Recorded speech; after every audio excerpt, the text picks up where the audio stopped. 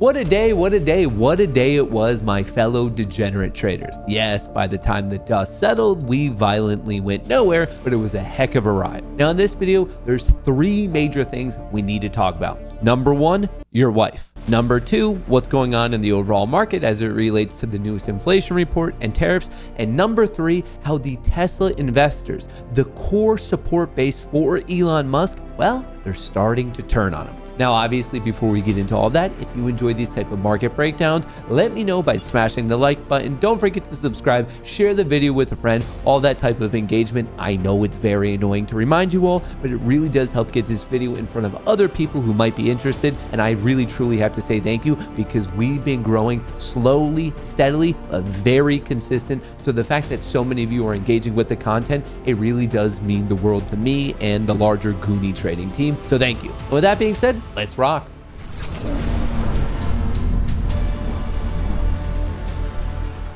In the face of a tariff war, the tensions between Russia and Ukraine, a potential US government shutdown, we gotta talk about something even more important. Yes, I finally decided to get my hair cut, which means also, yes, you no longer have to worry about your wives. You're a-okay. I got rid of the beard, going back to how I normally look so you can go back to hanging out with your wife's boyfriend. Enjoy your sigh of relief and let's talk about stonks. By the time the world's largest casino officially closed today, Wednesday, March 12th, here's what they had to say. S&P 500 closes higher on soft inflation report. NASDAQ jumps 1% as traders snap up tech shares. And yes, it was all because of some breaking inflation news. Inflation rate eased to 2.8% in February, lower than expected. On an annual basis, headline inflation was at 2.8%, while core was at 3.1%. Both also were 0.1% below the Wall Street consensus and the previous month's level.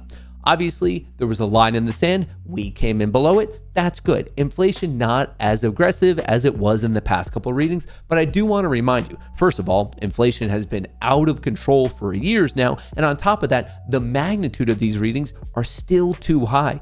Remember, the goal of the Fed, the guys who are in control of our monetary policy, their goal is 2%. So yes, are we trending in the right direction? Without a doubt. But a metaphor would be, imagine this. You're driving in the wrong direction in a car. You're supposed to be going one way, you're going the exact other. Here's what's happening. We're still driving in the wrong direction. We're just driving the wrong direction at a slower speed. That's the exact metaphor of what's currently going on. So the market's applauding the fact that we're still driving in the wrong direction. It's just not as fast as we were. And at first, the market was very positive on this news. And to be fair, relative to where we closed yesterday, there's quite a bit of green on the S&P 500 heat map here. I mean, yes, tech did very well. The Q's tech sector up 1.1%, the SPY up 0.5%. You have some of the favorites, Tesla, Palantir up over 7%, Nvidia was up 6%, and a lot of our other favorites were up anywhere between 1 and 2%. And I should also add that the VIX, the volatility of the S&P 500,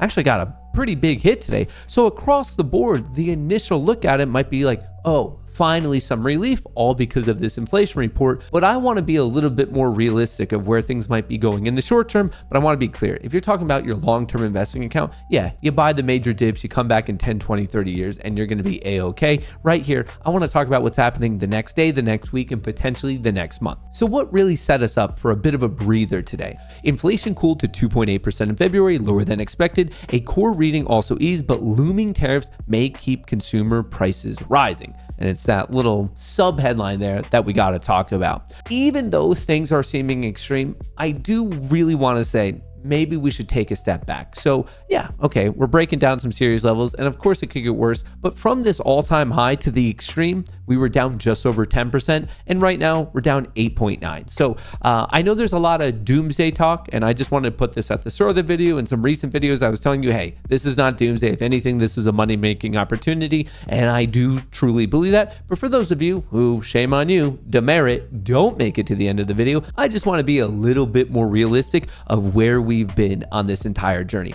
Are things looking a little rocky now? Yeah. And when they have in the past, guess what? We ended up recovering. So remember, don't conflate active trading and investing. And right here, a little bit of an ease. We did get to push to the upside, but are we out of the woods? Well, this is a scary metric to throw at all of you. The US dollar is off to the worst start of the year in decades. Shout out to Daily Shot for kind of giving us this breakdown. This is a pretty brutal way for Trump to get going with it. And we know it all deeply relates to what's going on with tariffs. And I do got some updates there. Europe and Canada hit back at US steel tariffs. EU targets American whiskey, motorcycles with 50% tariffs, taking aim at politically sensitive products. And on top of that, Canada to impose 25% retaliatory tariff on $21 billion worth of US goods. More specifically, Canada will impose 25% tariffs on more than $20 billion worth of US goods in retaliation to the Trump administration steel and aluminum duties that took effect overnight.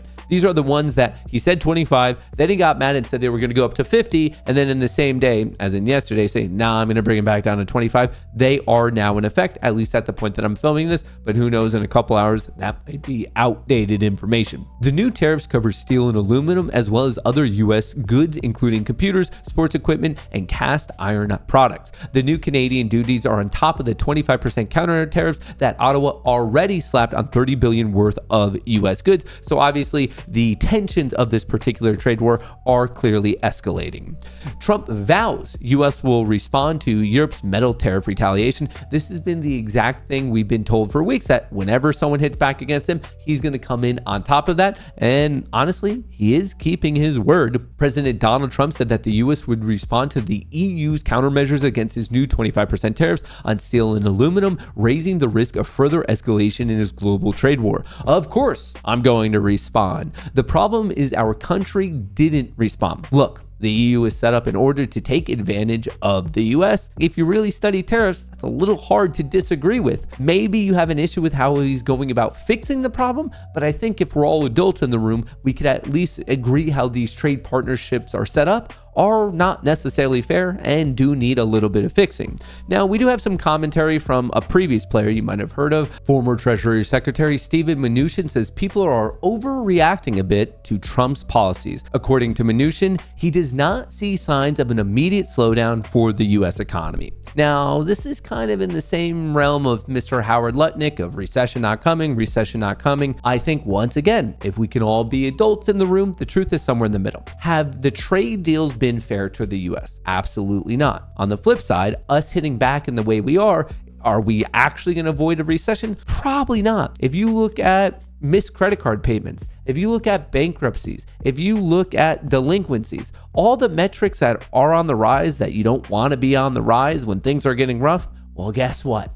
They're on the rise. So I think once again, maybe their truth and this just seems to be how like the current political state is, the truth is somewhere in the middle. I don't believe that the trade agreements were fair, and I think something needed to be done about it, and it appears as if they're getting fixed right now. We're kind of in the middle of it, but it's obviously we're all living through a little bit of a painful mix. Now, bringing it back to the shorter term stuff of, we saw some excitement as I started out this video, violently going nowhere. That's exactly what happened in the market.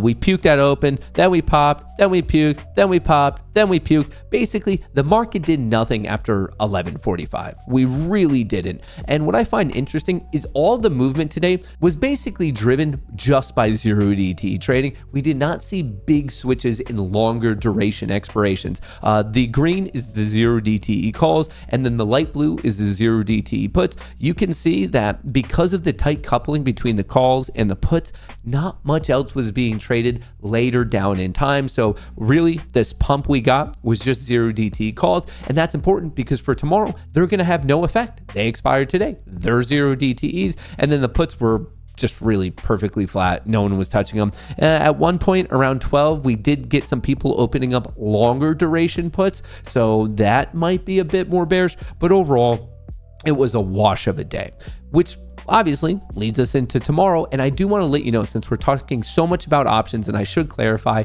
that every single morning, Monday to Friday, 9 to 11, right before market opens to a little bit of the trading session, I do a full breakdown for absolutely free of the major option levels to watch. So feel free to join in on that degeneracy. But I did want to prep you up for tomorrow of the major levels right now in the S&P 500. And they're actually pretty easy to remember. 5,700 would be the reach goal. And above that, you might get a little bit of a negative gamma Vanna fueled rally off of that. Other than that, it's more of, can we actually hold 5,600? That seems to be very decisive. And recently 5,550 has proven to be major support. But if that doesn't hold tomorrow or the next day, we're probably going to be talking about 5,500. So 5,700, 600, 500, and then also 5,550. So those are going to be the core levels, not only from a psychological standpoint and a technical standpoint, but that's where the major open interest is. So as we take the levels out and out and out, that's getting more bullish. But as we crater through them, obviously that's a bit more bearish.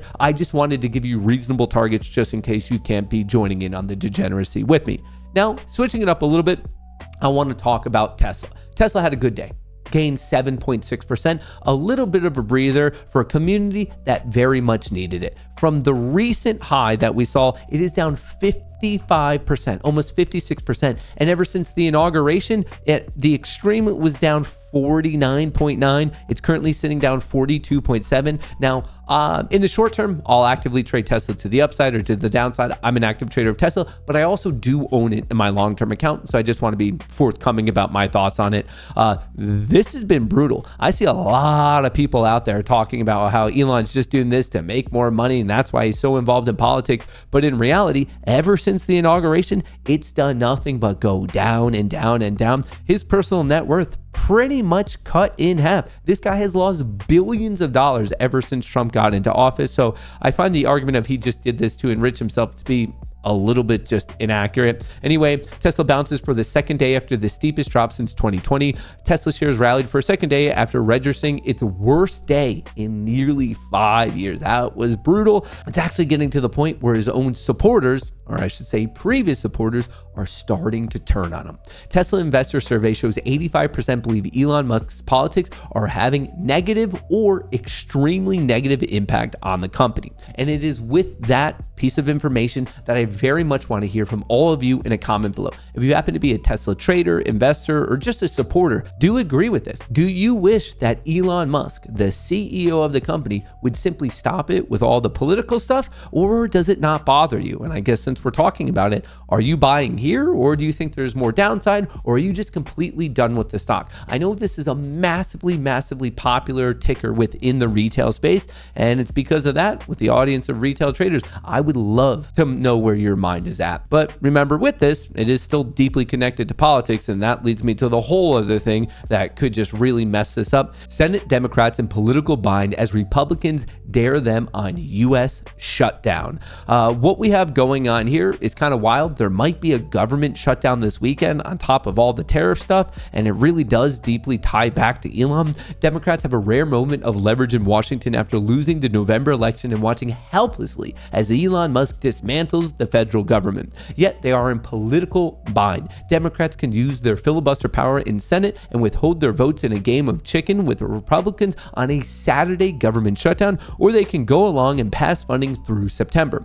One choice risks shouldering blame for a political shutdown, while the other surrenders the party's best chance in the coming months to slow Musk and President Trump's blitzkrieg through the federal government. Like they said, this is a game of political chicken involving the world's richest man who's deeply tied to Trump, whose stock has gotten hit, and there's just a ton going on, not to mention that we have a potential ceasefire with Ukraine and Russia and all this tariff news. And I just want to remind you, these same people who are acting as if they are holier than thou and know exactly what to do and are the smartest kids on the block are the exact people that do this. U.S. budget deficit surged in February, passing $1 trillion for a year-to-date record. Ouch. That's what I have for you. I'll see you in the stream tomorrow, the update video tomorrow. Don't forget to check out the Discord. I appreciate all the good vibes. Peace.